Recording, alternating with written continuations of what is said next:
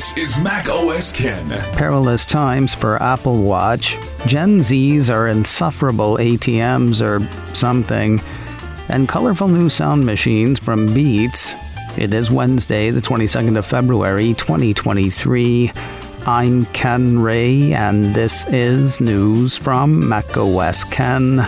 Brought to you by yours truly and sponsored by SimpliSafe. Get a free indoor security camera plus 20% off with interactive monitoring at simplisafe.com/macOSKen. This show is also supported by people like you, patrons through Patreon. Find out more and add your support at patreon.com/macOSKen.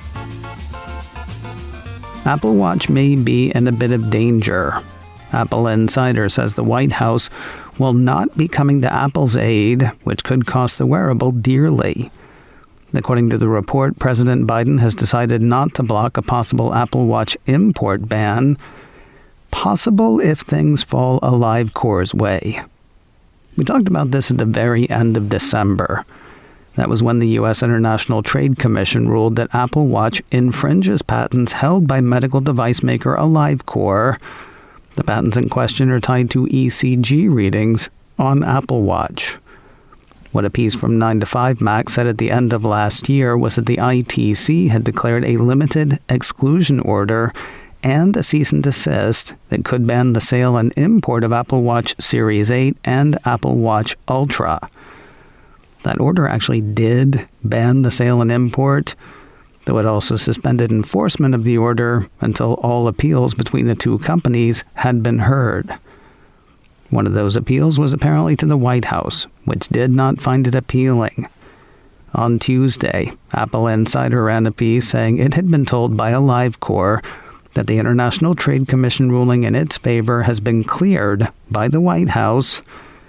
But, it's a patent case, so there's still lots to be done. In the December report I mentioned earlier, 9 to 5 Mac said that the Patent Trial and Appeal Board said at the start of December that AliveCore's technologies are unpatentable, which means they are too obvious or too general to be patentable. Wouldn't you think that would do it? Then again, wouldn't you think a ruling from the ITC would do it? The next step, it seems, is for someone to hear AliveCore's appeal of its patent invalidations. Should that be overturned, one assumes Apple will have other legal recourse to pursue. Seriously, by the time this is over, we will probably be flying jetpacks to work and wearing Apple Watch Series 23 Mega or something. So I guess Apple is evil. Or really the blue bubble, green bubble indicators in iMessage are. The Financial Times ran a decidedly strange story on Tuesday about the lock Apple has on Gen Z users in the U.S., with growth among the group in Europe as well. Let's start with some of the business stuff. According to the report, Gen Z users, those born after 1996, make up 34% of all iPhone owners in the U.S. versus 10% for Samsung, according to new data from Attain, an ad tech data platform. When market intelligence group Canalys did research in Western Europe, it found 83% of Apple users under 25 years of age plan to keep using iPhone. The percentage of Android users of the same age who plan to stick with Android was less than half that.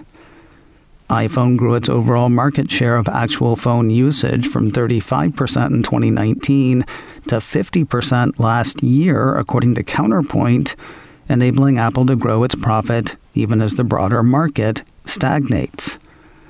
The piece quotes Shannon Cross of Credit Suisse, saying the strength of the Apple ecosystem creates a moat that is fairly impenetrable by the competition.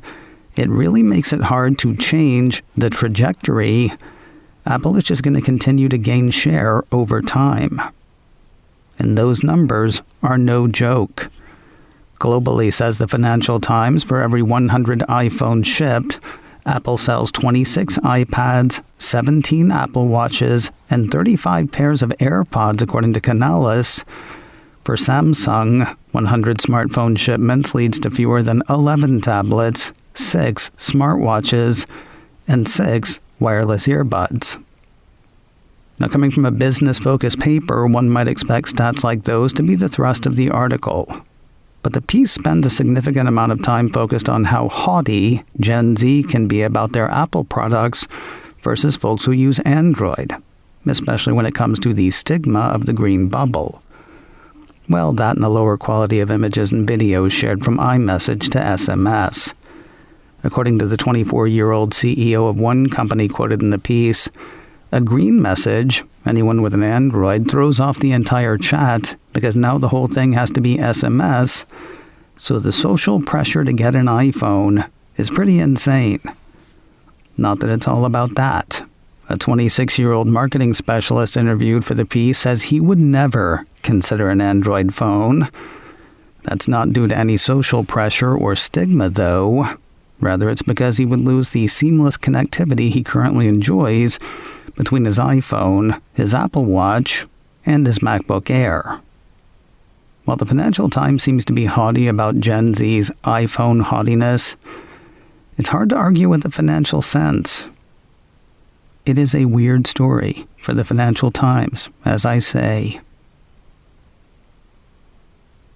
More news in a moment, but first a word from today's sponsor, Simply Safe, the right way to protect your home.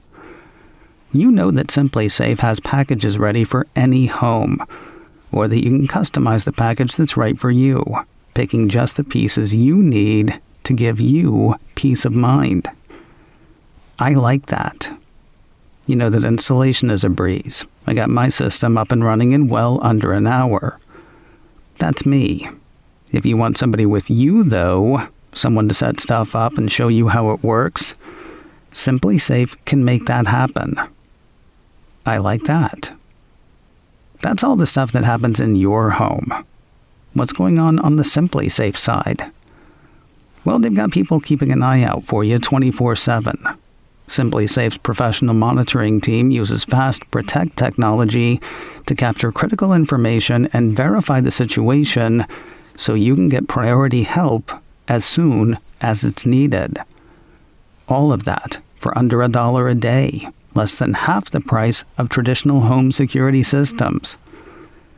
Seriously, what's not to like? Customize the perfect system for your home in just a few minutes at simplysafe.com/macOSken. Go today and claim a free indoor security camera plus 20% off your order with interactive monitoring. SIMPLI.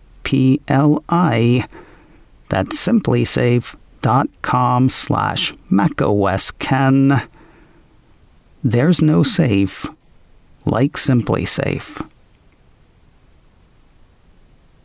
An Apple subsidiary is shoving a bit of color in your ears. Mac Rumors says the Beats by Dre brand is adding 3 new hues to the Beats Fit Pro lineup. Originally launched in late 2021, the piece says Beats Fit Pro are an alternative to Apple's AirPods Pro, which offer many of the same features such as active noise cancellation and an H1 chip for Apple-specific features like Hey You and Find My support, and automatic device switching, but in a more fitness-focused design. Plus, like a Quinn Martin production, they're in color. New to the palette, Tidal Blue, Volt Yellow, and Coral Pink.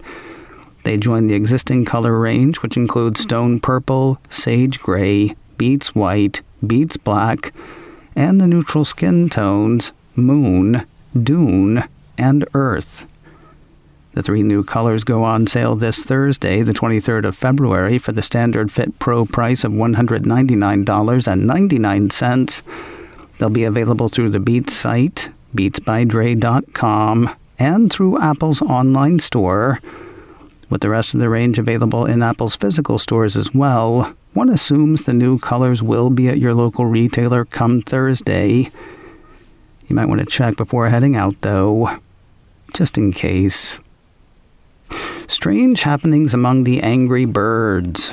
9to5 Mac says the Rovio Classics Angry Birds title is either getting hidden or going away. Depends on your platform. In a post on Twitter, the publisher said, "Due to the game's impact on our wider games portfolio, we have decided that Rovio Classics Angry Birds will be unlisted from the Google Play Store on Thursday, the 23rd of February. Additionally, the game will be renamed to Red's First Flight in the App Store pending further review. Rovio Classics Angry Birds will remain playable on devices on which the game has been downloaded, even after it has been unlisted." So the game still works. If you have it, you can still play it. And if you know what you're looking for, you'll still be able to get it for iOS. What's going on? Well, 9to5Mac figures it has to do with what the old game doesn't have: in-app purchase. From what it sounds like, says the 9to5 take, more or enough people may be playing the classic, which does not have in-app purchases like Angry Birds 2, Journey, Blast, and Friends. That is the most likely factor hurting the business case for Rovio's apps going forward. That certainly seems to be supported by the Rovio post. After acknowledging the potentially sad feelings of folks who had worked on the games and fans who have played or play them, the post said, "We hope those fans can continue to bring that passion to our live Angry Birds slingshot games, such as Angry Birds 2, Angry Birds Friends, and Angry Birds Journey, where our goal every day is to craft the best possible experience for players." I'm thinking about putting in a cash register sound effect. The piece also points out that the changes do not affect Angry Birds Reloaded. That is the version of the game playable now in Apple Arcade. And finally today, congrats to Apple for the 16th time in a row. Fortune has put the house the Mac built on the top of its list of the world's most admired companies. That is the 16th consecutive time at the top, according to a piece from iMore. While times may look tough for tech, a blurb from Fortune says companies in other industries still look up to tech leaders. They're certainly looking up on that list. The top 3 among the most admired are tech titans. Running down the top 10, it's Apple on top, Amazon second, Microsoft third, Microsoft second maybe, Amazon third. Berkshire Hathaway is 4th, JP Morgan Chase 5th, Walt Disney 6th, Costco 7th, Pfizer 8th, Alphabet 9th, and American Express rounds out the top 10. Oddly, the aforementioned blurb says that Amazon and Microsoft tied for second. That may have been an in their hearts thing, though. While the results are said to be based on a poll of some 3,700 corporate execs, directors, and analysts, it's possible that money made the difference between silver and bronze on the Fortune list. Today on the Mac Observer's Daily Observations podcast, TMO writer Nick DeCorval joins me to talk about the Financial Times piece on Gen Z and Apple, plus an odd request from Florida's Attorney General to the Cupertino Company. That is all today on the Daily Observations podcast from the Mac Observer, online at macobserver.com or wherever you get podcasts. macOS Ken, brought to you by me and sponsored by SimpliSafe. Get a free indoor security camera plus 20% off with interactive monitoring at simplisafe.com/macOSKen. This show is also supported by people like you, patrons through Patreon. Find out more and add your support at patreon.com/macOSKen. Advertising handled by Backbeat Media, online at backbeatmedia.com. You can reach me a couple of ways. Info at macosken.com or call 716-780-4080.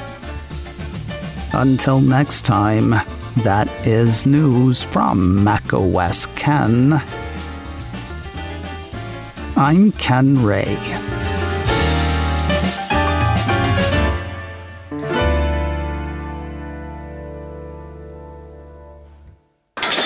Get me! I'm giving out wings.